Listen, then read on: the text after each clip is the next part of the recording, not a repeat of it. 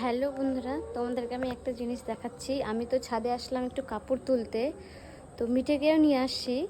এবার আমি না মিঠেকে ছাদে ছেড়ে দিয়েছি। তো এবার আমি যে বাড়িতে থাকি ও বাড়িতে তো কোথাও মাটি পাওয়া যায় না, ঠিক আছে, পুরোটাই পাকা।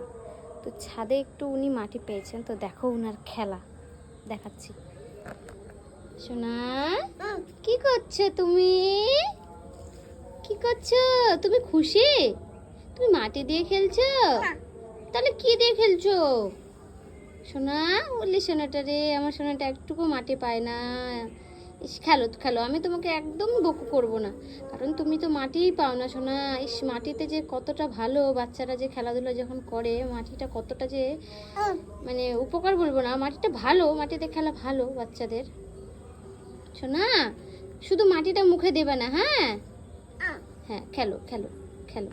শোনা তো, খেলা করো, তারপরে নিচে নিয়ে একটু পরিষ্কার করিয়ে দেবো। হ্যাঁ ঠিক আছে, তাহলে টাটা করে দাও, বলো হ্যালো বলে দাও, বলো টাটা, বলো আমি, বলো বলো আমি খেলা করছি, বলো করছি, বলবে না।